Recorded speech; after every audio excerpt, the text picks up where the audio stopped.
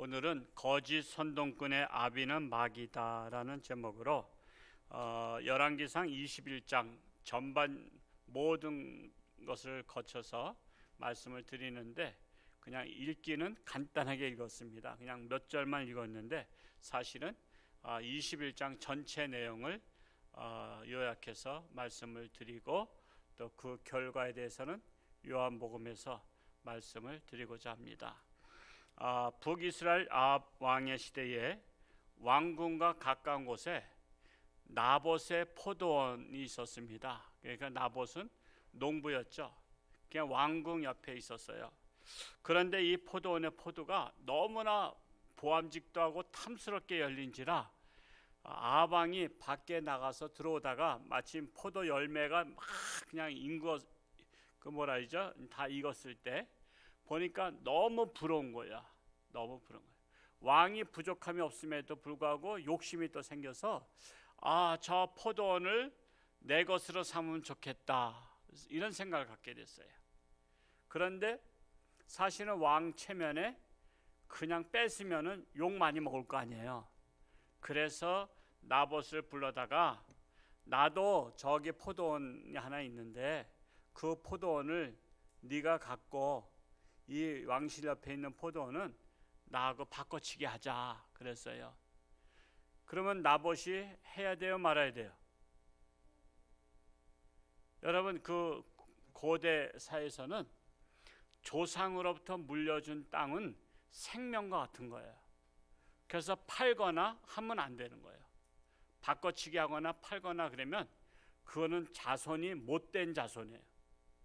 조상의 땅을 길이길이 지키는 게 또 그 시대 풍습이에요. 그래서 이 나봇은 뭐 왕의 명령이라 뭐 할 수도 있지만, 사실 저도 이 조상을 존중하는 사람으로서 어찌 내가 조상으로부터 물려받은 땅을 어떻게 바꿔치기 할 수 있겠습니까? 전 이거 안 됩니다. 내가 우리 집안에 그러면 제가 뭐가 되겠습니까? 해서 죄송하지만 바꿔치기 할 수 없습니다라고 말했어요. 그러니까 왕이 속상한 거예요. 왜? 저 밭이 탐나는데 바꾸자 그러면 바꿀 줄 알았더니 안 바꾸는 거예요. 그래서 왕이 그렇다고 체면에 빼앗을 수도 없고, 그래서 왕궁에 들어와서 그것 때문에 속상해가지고서는 속이 상하면 병나는 거 아시죠? 그래서 속상해서 끙끙 앓다가 침대에 누워 있는 거예요. 침대에 누워 있는 거예요.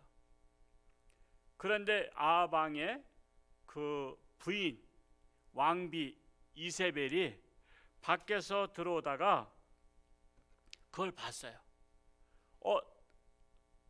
왕이시여, 왜 이렇게 얼굴에 수심이 가득 찼습니까? 뭐 어디 아파요? 무슨 일이 있어요? 하고 왕비가 물어봤어요. 그러자 여차저차 해서 내가 속상해서 내가 식음을 전폐하고 누워있다라고 말합니다. 우리 그 말씀을 한번 오늘 읽지 않았었던 거지만 21장 4절에서 한번 읽어볼까요? 4절 시작.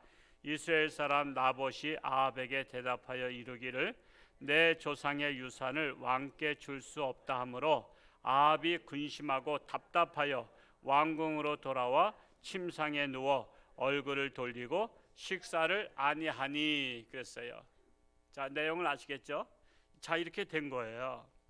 이에 아합 왕의 부인이 그까짓 것 가지고 그러냐? 당신 왕 맞아요? 아니, 왕은 권력 있잖아요. 그거 뺏어도 돼요. 그리고 그 사람 죽여도 돼요. 왕에게는 뭐든지 할 수 있어요. 그러면서 그냥 왕 가만히 계세요. 내가 알아서 다 처리할게요. 그래서 아합 왕의 부인이 알아서 처리해 주겠다는 거야. 좋은 부인이야, 나쁜 부인이야? 잘 하셔야 돼요. 부인이 다 앞장서서 해주겠다고 해서 무조건 좋은 건 아니에요. 자, 우리 21장 7절로 한번 7절 말씀을 한번 읽어볼까요? 시작. 그의 아내 이세벨이 그에게 이르되 왕이 지금 이스라엘 나라를 다스리시나이까? 일어나 식사를 하시고 마음을 즐겁게 하소서. 내가 이스라엘 사람 나봇의 포도원을 왕께 드리리다 하고, 이 이세벨이 해결사 노릇 하겠다는 거예요. 남편들이시여, 이런 와이프 얻으면 좋을 것 같죠? 오늘 끝까지 다 들어봐야 돼요. 그 좋았는지 안 좋았는지를. 그래서 이 아합 왕의 부인 이세벨 왕비가 어떤 일을 하냐면 장로와 귀족들을 매수해 가지고 매수하고 또 불량자 두 사람을 매수해서 그들로 하여금 나봇을 초청해서 높은 자리에 앉게 하고 거기서 잔치를 베풀고 이 사람을 위한 척하면서 불량자들로 하여금 말하게 했어요. 무슨 말이냐면 내가 들으니 이 나봇이 하나님과 왕을 저주했나이다. 제가 들었습니다. 그 집 지나가다 들었습니다. 이렇게 말을 하게 하는 거예요. 이게 거짓말이죠. 이 이제 포도원을 뺏기 위한 작업을 지금 들어간 거예요. 지금 작업 들어갔다 그래요. 이 하나님과 왕을 저주했습니다. 여러분 옛날에 왕을 저주하면 살아요, 죽어요? 죽어요. 더군다나 하나님을 저주했다면 하나님 믿는 유대 나라가 그건 돌로 쳐 죽여버려요. 예를 들어서 지금 이슬람에 가서 알라 신을 저주해 보세요. 그 사람 당장 돌에 맞아 죽어요. 그래서 한 불량자가 그렇게 말을 하니까 또 한 불량자가 나도 들었어요. 나도 이 사람이 하나님을 저주하고 왕을 저주하는 걸 들었습니다. 그러니까는 한 사람만 들었다면 잘못 들었다 할 수 있는데 두 사람이 들었다니까 진짜 같아요, 가짜 같아요? 진짜 같은 거예요. 여러분 선동이 한 말은요, 원래 거짓말은 짜고 하는 거예요. 짜고 못 친다래? 저도 고스톱은 뭔지 어떻게 하는 건지 모르지만 그 말은 많이 들었어. 짜고 고스톱 한다고. 그래서 짜고 친 거야. 그러니까는 한 사람만 말하면 이거 긴가민가 할 텐데 두 사람이 다 들었다니까 진짜잖아 그런 거예요. 여러분 거짓말은요, 이 사람도 말하고 저 사람도 똑같이 말하면 진짜잖아 그래. 그래서 넘어가는 거예요. 그래서 진짜잖아 이렇게 해서는 넘어간 거예요. 자, 그래서 21장 10절을 한번 읽어볼까요? 10절 말씀 시작. 불량자 두 사람을 그의 앞에 마주 앉히고 그에게 대하여 증거하기를 내가 하나님과 왕을 저주하였다 하게 하고 곧 그를 끌고 나가서 돌로 쳐 죽이라 하였더라. 야, 돌로 쳐 죽이라 했어요. 돌에 맞으면 아픈지 안 아픈지 잘 경험 안 해보신 분은 오늘 집에 가서 짱돈 하나 갖고 들어와서 남편 보러 한번 얼굴 한번 때려보라. 또 진짜 그리고 또 목사님이 해라 했다고 해서 또 같이 공범 만들지 말고 돌로 쳐 죽이라는 거예요. 돌로. 이렇게 악한 부인이에요. 악한 부인. 잘 만난 것 같아요? 못 만난 것 같아요? 못 만난 거예요. 여러분 이런 부인 만나면 집안 망해요. 망해. 그래서 사실 다 망했어요. 그래서 나봇은 거짓 선동꾼들에 의해서 돌에 맞아 죽고 그의 밭은 빼앗기게 된다는 거예요. 자, 그러면 우리 한번 15절 말씀 21장 한번 15절을 한번 같이 또 한번 읽어 보겠습니다. 시작. 이세벨이 나봇이 돌에 맞아 죽었다함을 듣고 이세벨이 아합에게 이르되 일어나 그 이스라엘 사람 나봇이 돈으로 바꾸어 주기를 싫어하던 나봇의 포도원을 차지하소서. 나봇이 살아있지 아니하고 죽었나이다. 그렇게 한 거예요. 이 아합 왕의 부인 이세벨 왕비가 이 선동해서 밭을 빼앗아서 자기 남편이 왕에게 바쳤어요. 자, 목표가 성공했어요? 실패했어요? 성공했잖아요. 여러분 성공이라고 다 좋은 것은 아니에요. 성공도 정당하게 성공해야 좋은 거지 이렇게 선동하고 불법으로 성공하는 것은 나중에 화군 덩어리가 된다는 사실이에요. 화군 덩어리. 자, 그래서 하나님의 말씀이 디셉 사람 엘리야에게 임해서 가서 전하라고 해요. 그 말씀을 21장 17절에서 우리 한번 21장 17절에서 한번 같이 읽어볼까요? 시작. 여호와의 말씀이 디셉 사람 엘리야에게 임하여 이르시되.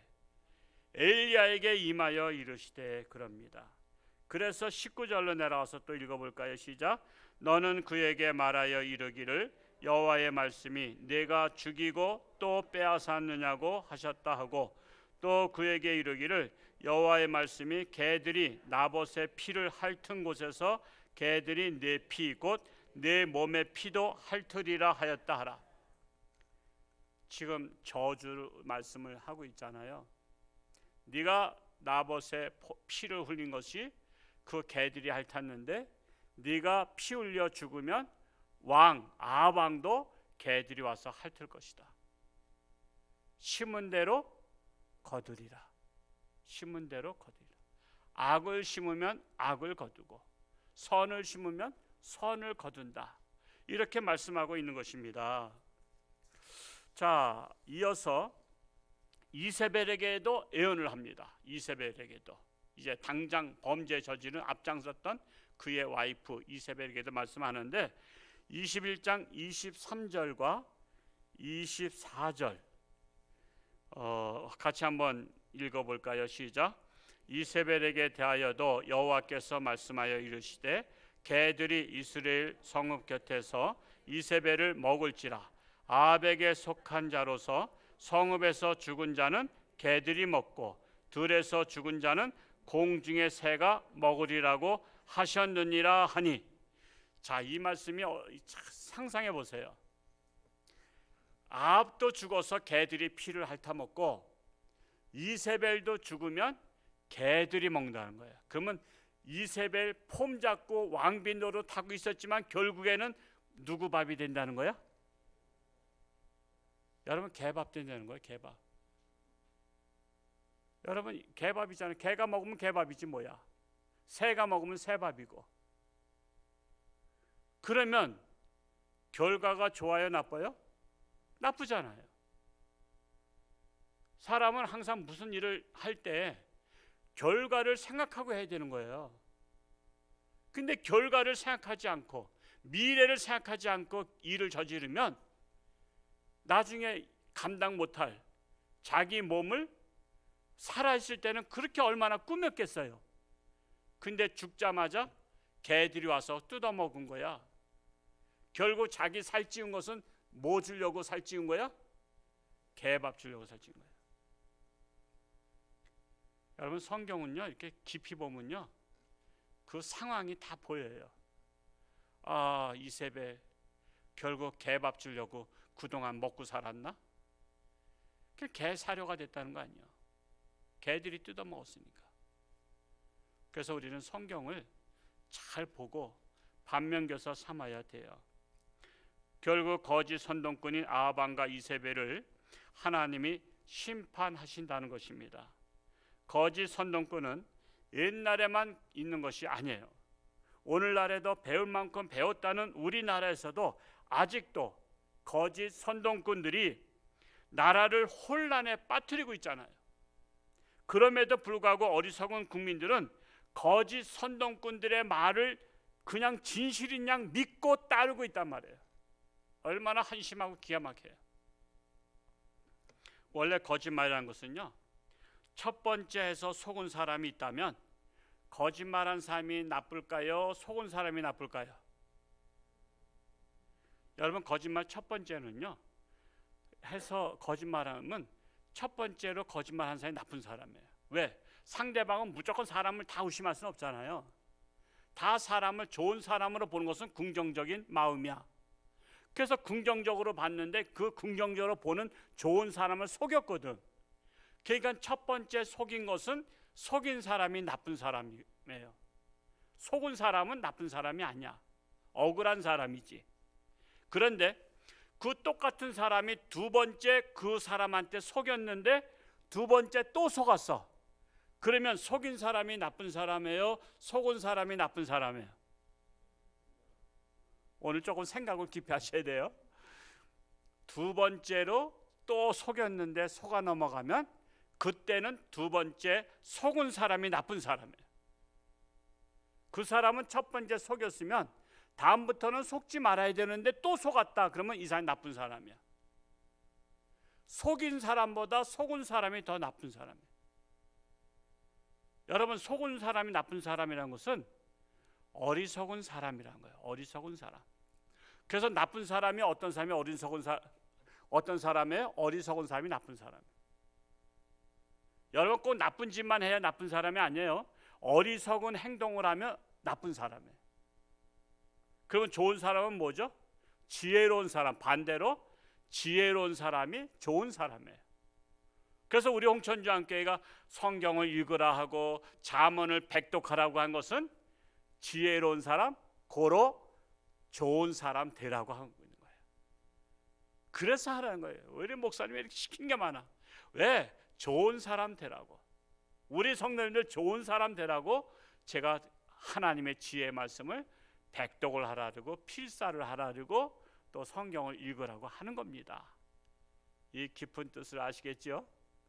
그러면 우리가 잠언을 열심히 올해 한번 백독 도전해 보시기 바랍니다. 자, 그래서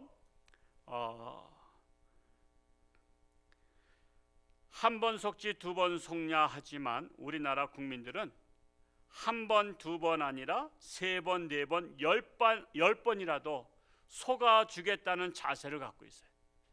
우리나라 국민들은 그냥 속고 또 속고 속고 또 속아. 그래서 늑대와 양치기 소년이라는 우화가 나온 거예요. 잘 아시잖아요. 그래도 다시 한번 제가 말씀을 드립니다. 산속에서 양을 치는 소년이 있었는데 양치기가 이게 지루한 거예요. 양들은 풀 뜯어 먹고 있는데 자기는 상대할 상대가 없잖아. 근데 저 산 밑을 내다보니까 동네 사람들이 밭에서 다 일하고 있어. 그래서 아유, 심심한데 한번 거짓말이나 해볼까? 그래서는 늑대야 소리치니까 동네 사람들이 아이고, 저 늑대들이 여러 마리가 왔나 보다, 우리가 가서 도와줘야지 하고서 일선을 놓고서는 헐레벌떡 산에 뛰어 올라왔더니 늑대가 없어. 평화로워.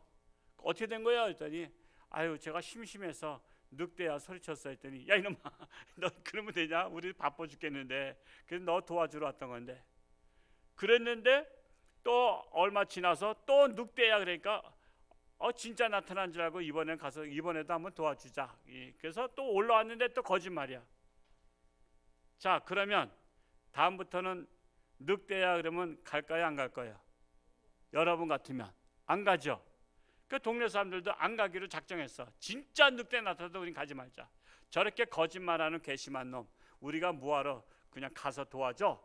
그래가지고 그렇게 마음의 결심들을 했어요. 안 가기로. 근데 진짜 늑대가 나타난 거야. 그러니까 이 소년이 아저씨들 요번에 진짜예요, 진짜 그래도 우리 안 속아. 그래서는 아무도 올라오지 않았어. 그랬더니 이 늑대들은 이 군집 생활을 해요. 때르다 몰러 다니거든. 그래가지고 뭐 양치는 소년 하나밖에 없으니까 마음 놓고 잡아먹은 거야. 막 잡아먹어서 갈기갈기 찢어서 또 가져가고 막 그런 거야. 그래서 망해버렸어. 동네 사람들 책임해요? 늑대를 양치기 하는 소년 책임해요? 양치기 소년이 평소에 자기 관리를 철저히 하지 않았어. 자기를 진실한 사람으로 살아가지 않았기 때문에 다른 사람이 믿지 않은 거예요. 그러니까 다른 사람에게 책임 있는 것이 아니라 자기가 평소에 신뢰받는 사람으로 살아가지 못한 것이 문제라는 사실이에요. 아시겠죠? 자, 그래서 거짓말은 부메랑이 되어서 자기를 죽인다는 사실입니다. 그러나 이 아합 왕의 부인 이세벨이 선동꾼을 만들어서 나봇을 돌로 쳐 죽이고 포도원을 빼앗아도 제가 그 말씀을 해도 여러분 그렇게 마음이 와닿지 않을 거예요. 양치는 소년 이야기에도 마음에 와닿지 않아. 여러분이 실감나는 애화를 들겠어요. 우리는 남의 얘기하면 별로 와닿지 않거든요. 그러니까 우리들의 이야기를 할게요. 우리들의 이야기. 제가 거짓으로 선동하면 실감이 날 거예요. 자, 제가 만일 여러분에게 설교하면서 2022년도 1월 31일 날 이 세상은 말세가 옵니다. 그래서 다 하나님 안 믿는 사람은 다 죽고 하나님 믿는 사람은 들림 받습니다. 그걸 휴거라고 말하기도 하죠. 들림 받습니다. 그래서 제가 막 설교를 했어요. 그냥 올해 초부터 그냥. 그래서 여러분들이 우리 목사님 거짓말할 분은 아니시고 진짜 말세가 올 것 같다. 그래서 여러분이 저를 믿었어요. 근데 1월 30일 날 말세가 안 왔어. 그리고 아무 이상이 없어. 근데 제가 오늘 또 설교하는 거야. 여러분, 제가 그때는 하나님이 여러분이 회개하고 그래서 연장시켰습니다. 연기했다는 거야. 옛날에 이장님이라는 사람이 연기했다 그랬잖아. 저기 그 10월 28일 날 말세 온다 그랬다가 왜 안 오니까 하나님이 연기했다래. 아니, 하나님이 무슨 연기하고 거짓말하는 분이야? 한다면 하는 분이지. 근데 제가 그런 거야. 1월 30일 날 오신다 그랬는데 사실 저한테 연기한다 그랬어요. 그래서 내일 오십니다. 내일이 무슨 날이에요? 2월 28일. 그러니까 여러분 오늘 집에 가서 예배 끝나고 집에 가시면 짐 정리 다 하시고 하늘나라 갈 준비하세요. 그러면 여러분 오늘 집에 가서 정리할 거예요, 안 할 거예요? 안 하죠. 저를 가장 신뢰했던 안희분 권사님도 내가 한번 거짓말했다 그러면 그 다음부터는 안 믿어. 우리 홍천중앙교회 교인들은 내가 한 번만 거짓말하면 다음부터는 안 믿는다고. 그동안 저하고 신앙생활 해왔고 새벽 예배 드리고 수요 예배 드리고 이렇게 주일마다 예배 드린 절 아는 사람인데도 한 번 거짓말하면 안 믿는데 왜 이 나라의 지도자가 되겠다는 사람들이 한 번 거짓말하고 두 번 거짓말 10번 숨소리 빼고 다 거짓말인데도 왜 믿어? 왜 죽어도 믿냐 이거야. 그 사람들 봤어요? 왜 본 나는 안 믿고 왜 보지도 못한 그 사람들이 이런 공약하고 저런 공약하고 이렇게 하겠다 저렇게 해주겠다 그거는 왜 믿냐 말이야. 이게 바로 아이러니예요. 아이러니. 기가 막힌 거야. 항상 보면서 했던 사람 말은 한 번만 거짓말해도 안 믿는데 왜 보지도 못했던 사람의 말은 믿느냐 이거예요. 저는 솔직히 이번에 우리가 이제 대선을 앞두고 있지만 이번에 대선 출마한 사람 저는 한 사람도 본 사람이 없어. 그냥 매스컴을 통해서 본 거지 한 번도 보지도 않았는데 아마 여러분들도 거의 다 보지 않았을 거예요. 본 사람 몇 분 안 돼. 그리고 일반인들도 본 사람은 그렇게 많지 않아. 그럼에도 불구하고 그 사람들이 말하는 것마다 왜 믿냐 말이야. 얼마나 많은 사람이 믿고선 따르는지 몰라. 믿고 따르는지.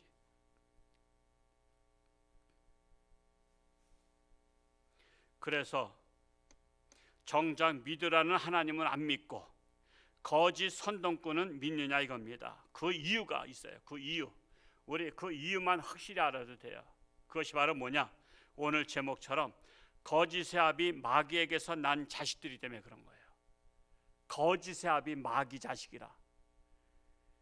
목사님이 저주하나 마귀 자식 그랬는데 저는 성경대로 해요. 자, 이제 구약은 넘어갔고요. 신약성경 요한복음 8장 44절로 오늘 말씀에서 한번 보자고요. 요한복음 8장 44절 시작. 너희는 너희 아비 마귀에게서 났으니 너희 아비의 욕심대로 너희도 행하고자 하느니라. 그는 처음부터 살인한 자요 진리가 그 속에 없으므로 진리에 서지 못하고 거짓을 말할 때마다 제 것으로 말하나니 이는 그가 거짓말쟁이요 거짓의 아비가 되었음이라 말씀하고 있는 거예요. 여러분 마귀의 자식들은 한통속인 거 아시죠? 마귀의 자식들은 한통속이에요. 여러분 미우나 고우나 우리는 대한민국 한통속이죠. 북한은 한통속이야. 북한이 일본이 한통속이야. 지금 러시아에서 우크라이나 전쟁을 일으켰어요. 이거 잘했어요 못했어요? 이건 나쁜 나라요. 러시아는 남의 나라를 침략했다고. 여러분 이웃집에서 여러분 형제들이 다 모여가지고 이웃집 담을 터넘어가서 그 집에 장롱들 다 때려부시고 보물 다 가져가면 그게 정상이에요? 그건 나쁜 놈들이잖아요. 그와 똑같은 거예요. 지금 남의 나라 침략해서 대포로 다 꽝꽝 쏴가지고 미사일 쏘고 그래서 막 아파트 막 무너뜨리고 그 안에 있던 사람들 민간인 벌써 수백 명이 죽었어. 멀쩡한 사람 죽었어요. 우리는 이것에 대해서 분노해야 돼요. 남의 나라를 침략하는 거, 그거 강 건너 불 보듯이 보면 안 되는 거예요. 그렇다면 우리나라도 북한서 쳐들어오면 다른 나라들이 강 건너 불 보듯이 하면 우리는 그냥 죽을 수밖에 없잖아요. 여러분, 우리나라가 6.25 전쟁 때 16개국이 우리나라 와서 싸워서 도와준 거 아시잖아요. 우리 많은 도움 받았다고. 근데 지금 우크라이나 아무도 안 도와주고 있어. 그러면 우리가 볼 때 러시아가 나쁜 나라인데 그 나라 군인들과 국민들은 한 통속이 돼가지고 싸우고 있잖아요. 푸틴만 나쁜 사람이 아니라 군사들도 그냥 푸틴의 명령에 따라서 한 통속이 돼가지고 지금 미사일을 꽝꽝 쏘고 있단 말이에요. 히틀러가 세계 전쟁을 일으켰을 때, 2차 대전을 일으켰을 때 독일은 기독교 국가야. 기독교 국가인데도 불구하고 히틀러하고 한 통속이 돼가지고 세계를 다 짓밟았잖아요. 일본 천황이 그 군인들하고 국민들하고 한 통속이 돼가지고 이 우리나라를 비롯해서 중국을 비롯해서 동남아를 다 점령했잖아요. 이게 무슨 원리냐면 한 통속이라 그래. 한 통속이라. 그래서 여러분, 왜 거짓말을 왜 그렇게 믿느냐 하면 거짓의 압이 마귀의 자식들이기 때문에 지도자가 거짓말을 해도 거짓말하면 싫어하면 한 통속이 아니잖아요. 근데 한 통속이니까 그걸 감싸주는 거야. 우리 편이니까. 에이, 그거 왜 들켰어? 그러니까는 거짓말한 게 잘못이 아니라 들킨 게 잘못이라는 거야. 그거 좀 잘해서 들키지 말지. 그러면서 거짓말을 감싸주고 들키지 않게 하려고 하는 그런 거짓의 압이 마귀에게서 난 자식들이 그렇게 많다는 거예요, 우리나라에. 그러니까 선동꾼에 넘어가는 거예요. 선동꾼에. 그 선동에 넘어가는 거예요.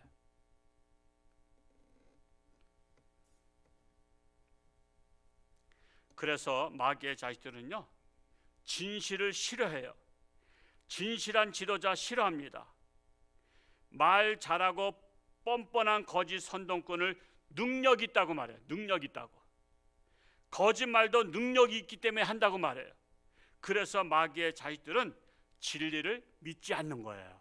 진리를. 이게 제 말인지 하나님 말씀인지 한번 볼까요? 요한복음 8장 45절. 요한복음 8장 45절 같이 읽습니다. 시작. 내가 진리를 말하므로 너희가 나를 믿지 아니하는도다. 지금 이거 누가 말씀하신 거죠?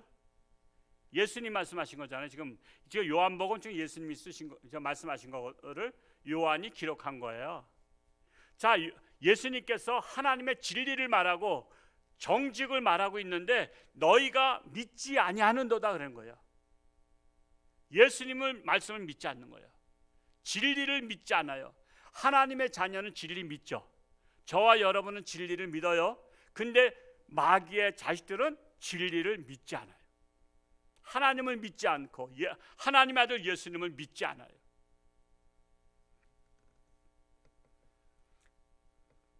그래서 하나님께 속한 자는요, 거짓 선동꾼의 말이 거슬리는 거예요.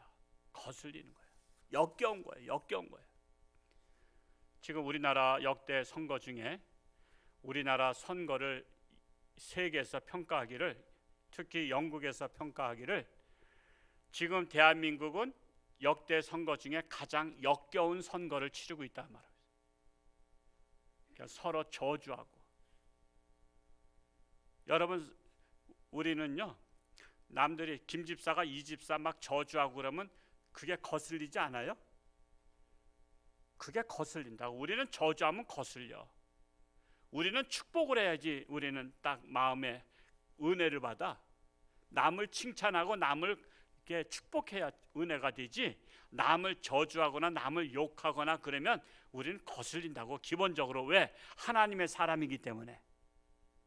여러분, 조선시대에 이런 문화가 있었어요. 왕궁에서 이루어지고 있는 난투극들인데, 왕비를 저주하기 위해서 후궁이 왕비가 되고 싶어서 그 왕비의 허수아비를 만들어서 무당하고 결탁해서 무당하고 산속의 움막에 가서 그 허수아비를, 그 집으로 만든 허수아비를 바늘로 쿡쿡 찌르는 거야. 찌르고 싶은데 찌르라는 거야. 그랬더니 막 가슴을 찔러. 그랬더니 왕비가 어느 날부터 가슴이 아프기 시작하더니 병이 들어서 죽어. 그래서 왜 멀쩡하던 왕비가 왜 죽었나 했더니 그건 누가 또 비밀이 없잖아요. 누가 또 얘기를 해. 어느 후궁이 지금 왕비의 허수아비를 만들어서 어느 무당과 결탁해서 어느 장소에서 그게 찔렀나이다. 그래서 밤에 급습해서 가보니까 진짜 그거야. 그러면은 일망타진해서 다 죽여버리죠. 역적 집안이라고. 그게 우리나라 조선시대 때 있었던 거거든요. 근데 지금은 세계에서 교육의 2위고 우리나라가 선진국에 속하는 우리나라가 지금 상대방의 대선 후보를 저주한다고 허수아비를 만들어서 그걸 바늘로다 쿡쿡 찌르는 것이 결국 들켰잖아요. 우리나라가 이 거짓 문화, 이 악마의 문화, 마귀의 문화가 아직도 없어지지 않고 있다는 현실이에요. 여러분, 그렇게 해서 상대방을 저주하고 이렇게 해서 대통령이 돼야 돼요? 저는 공적인 사람이라 누굴 뽑으라 말아 할 수는 없지만 우리가 올바른 편에 서서 분별할 수 있는 분별력은 있어야 된다는 사실이에요. 무엇이 옳고 그른지, 무엇이 진리인지, 무엇이 거짓인지는 우리가 분별할 수 있어야 돼요. 무엇으로? 하나님의 말씀으로.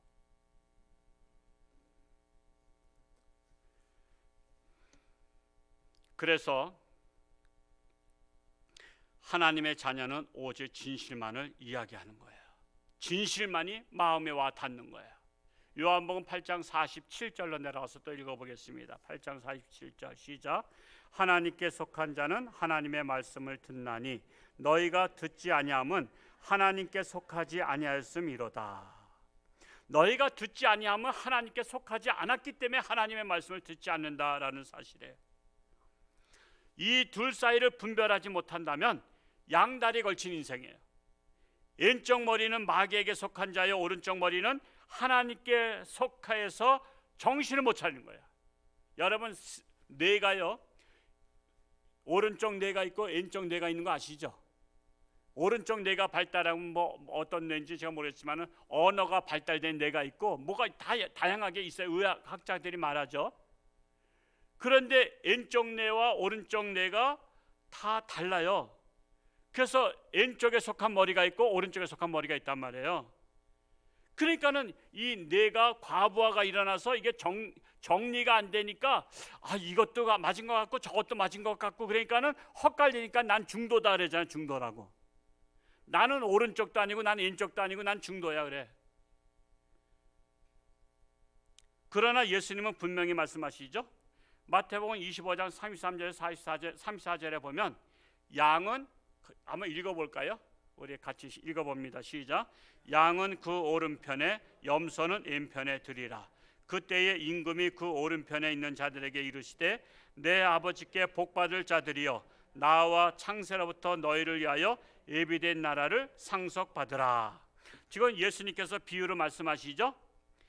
양은 오른편에 염소는 왼편에. 그렇다고 염소는 마귀의 자식이라고 또 오늘 가서 염소 다 잡아먹는 일이 없으시기 바랍니다.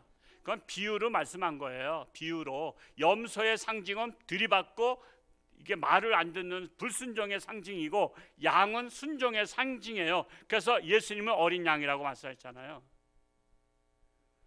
그래서 오른편은 양, 왼편은 염소.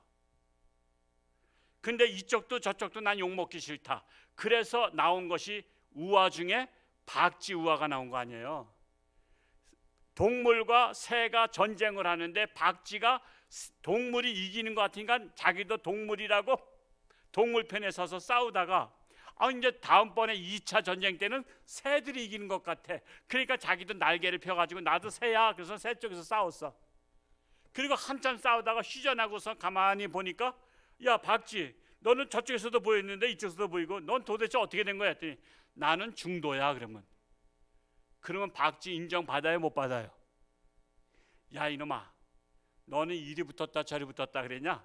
간에 붙었다 쓸개 붙었다 그랬냐? 여러분, 그래서 이중인격자를 싫어하는 거예요. 그래서 우리는 오른편에 서든지 그른 편에 서든지 진리 편에 서든지 거짓 편에 서든지 눈치 보지 말라 이거예요. 우리는 하나님의 사람이니까 어디 편에 서야 돼요? 진리 편에. 우린 정직 편에, 공의 편에, 올바른 편에 서야 되는 거예요. 무조건. 그래야 하나님의 사람이에요. 눈치 보느냐고, 이것도 아니고 저것도 아니고, 우린 그러면 안 되는 거예요. 결론적으로 말씀을 드리자면 하나님의 사람들은 디모데전서 3장 7절에 비방과 마귀의 올무에 빠질까 염려하라. 마귀의 올무에 빠지지 말라는 거예요. 그리고 또한 베드로전서 5장 8절에는 근신하라, 깨어라, 너희 대적 마귀가 우는 사자같이 두루다니며 삼킬 자를 찾나니. 어떤 자를 삼켜요? 이리저리 흔들리고 있는 자들을 찾는 거예요. 마귀가 그들을 찾는 거예요. 세 번째로 야고보서 4장 7절에는 그러므로 마귀를 대적하라. 우리는 마귀를 대적하는 거예요. 어떻게 대적할 힘이 있어요? 내게 능력 주신 자 안에서 대적할 수가 있어요. 여러분, 다윗이 골리앗을 어떻게 이겼어요? 하나님 믿고 싸운 거예요. 자기는 청소년이라고, 골리앗은 장군이야. 전쟁에 많은 경험이 있어. 자기가 말은 그렇게 하지만 하나님이 도와주는 백그라운드가 있기 때문에 그가 담대히 나가서 골리앗하고 싸운 거지, 그 힘으로는 안 된다니까. 그래서 우리가 마귀를 대적한다는 것은 골리앗을 대적하듯이 내 뒤에 누가 계셔요? 하나님이 계시기 때문에, 하나님이 나의 등 뒤에서 나를 지켜주신다는 것을 믿고 우리는 담대하게 마귀를 대적하는 거예요. 우리나라가 거짓의 아비 마귀를 모시고 사는 나라가 아니라 하나님 아버지를 모시고 하나님의 말씀대로 사는 하나님의 나라가 속히 임하기를 축복합니다. 기도하겠습니다. 사랑하는 아버지 하나님, 거짓이 난무하는 시대에 살고 있습니다. 우리나라의 최고 지도자가 될 사람들이 거짓을 말하고 있습니다. 그래도 거짓을 또한 믿고 순종하고 거짓 편에 서고 있습니다. 이것이 바로 한통속이기 때문에 그렇습니다. 거짓의 아비 마귀의 자식 때문에 그렇습니다. 그러나 우리는 하나님의 자녀로 섰습니다. 진리 편에 섰습니다. 우리는 선동에 넘어가지 말고 오직 정의롭고 공의로운 나라가 되기 위해서 하나님의 말씀대로 순종하는 자들이 되기를 원합니다. 이 사명을 감당하는 홍천주와 함께 더 나아가 한국교회가 되게 하여 주옵소서. 그리하여 이 땅에 거짓의 나라가 아니라 하나님의 나라가 실현되기를 원합니다. 정직한 사람들이 살아갈 수 있는, 성실한 사람들이 살아갈 수 있는, 정말 법을 지키는 사람들이 살아갈 수 있는 그러한 사회가 속히 오기를 원합니다. 이것을 감당할 수 있는 우리 홍천주와 함께 한국교회, 우리나라가 되게 하여 주옵소서. 예수님의 이름으로 기도하옵나이다. 아멘. 다 같이